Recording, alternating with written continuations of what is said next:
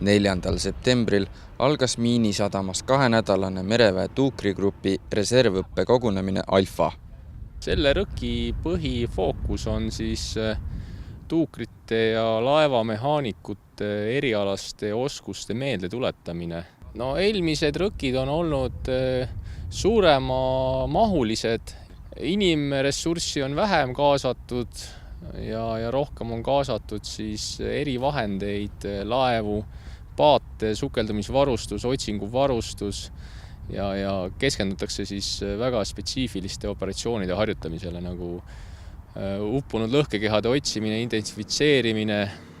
Reservväelased peavad reservõppe kogunemist vajalikuks, eelkõige sellepärast, et hoida end tehnika ja tingimustega kursis. Minu jaoks on see teine rõkk nüüd.